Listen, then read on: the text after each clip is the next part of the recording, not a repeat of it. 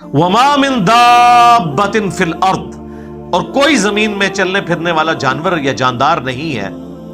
ولا طائر یطیر بجناحی، اور نہ کوئی پرندہ جو اپنے پروں سے آسمان میں اڑتا ہے، یعنی آسمان میں جتنی مخلوقات ہیں اڑنے والی یا زمین پہ جتنے جاندار آباد ہیں، الا امم امثالکم، مگر یہ کہ وہ تمہاری طرح کی امتیں ہیں، یعنی وہ بھی کمیونٹی ہے۔ اور آج تو ہم اس کو بڑا اچھے طریقے سے سمجھ سکتے ہیں، یعنی چیونٹیاں ہیں، ان کا اپنا ایک جہان ہے، تتلیوں کا اپنا جہان ہے، پرندوں کا اپنا جہان ہے، پاپوں کا اپنا جہان ہے، ٹھیک ہے، ساروں کے اپنے اپنے جہان ہیں۔ تو وہ آرگنائز طریقے سے رہتے ہیں، فیملیز کی شکل میں رہتے ہیں۔ ایون آپ پرندوں کو اڑتے ہوئے دیکھیں، آپ دیکھیں وہ وی کی شکل میں ایسے اڑ رہے ہوتے ہیں تاکہ ہوا کو چیرنا ان کے لیے آسان ہو، اور ایک پرندے کے پیچھے دوسرا پرندہ ہوتا ہے، جو اگلے والے نے محنت کی ہے تو وہ تھوڑا سا ایئر کا جو وہ فلو اچیو ہوا ہے نا آسانی کے لیے، وہ پچھلے والے کو ٹرانسفر ہوتا ہے، اس کا اتنا زور نہیں لگتا، اس سے پیچھے والے کا اس سے کم زور لگتا ہے، اور پھر اپنی جگہ بھی بدلتے ہیں، کیونکہ سب سے آگے جو ہوتا ہے نا اس کا زور زیادہ لگ رہا ہوتا ہے۔ جس طرح آپ نے وہ میت اٹھائی ہوتی ہے نا،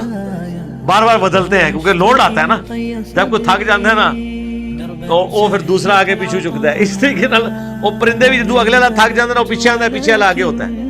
تو وہ پورے آرگنائز طریقے سے، اور اللہ نے ان کو سکھا دیا، دیکھو ہزاروں کلومیٹر کا سفر کرتے ہیں۔ یہ سرخاب جو یعنی رشیا میں جب برف باری شروع ہو جاتی ہے سائبیریا میں، تو وہ سردیوں میں وہ پرندے یہاں پہ آتے ہیں پاکستان میں، آپ دیکھیں پنجاب میں آپ کو نظر آئیں گے، ہزاروں کلومیٹر کا سفر وہ بغیر رکے ہوئے کرتے ہیں، اس میں وہ سوتے بھی ہوا کی سٹریمز پہ ہیں، اور ایسی سٹریمز انہوں نے یعنی اللہ نے ان کو سکھا دی ہوئی ہے جس میں ان کو پر اتنے نہیں مارنے پڑتے، کافی دیر تک وہ گلائڈ کرتے رہتے ہیں ایسے۔ اور وہ پر آپ ہاتھ میں پکڑ کے دیکھیں، نرم،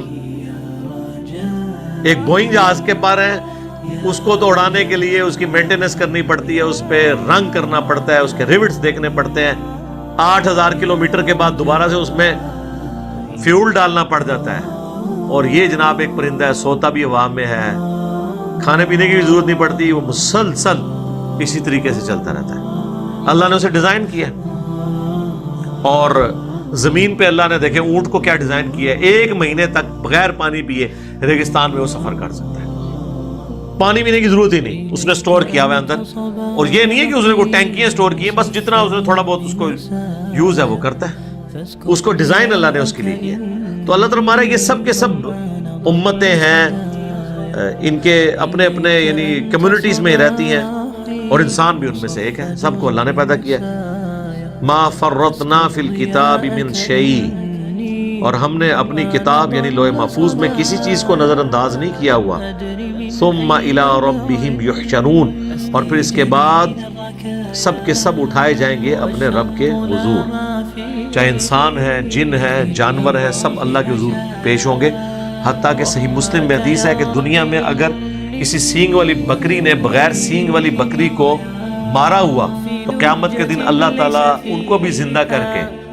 سینگ والی بکری کے سینگ غائب کرے گا، اور بغیر سینگ والی کو سینگ دے گا کہ آج تو بدلہ ہوتا ہے۔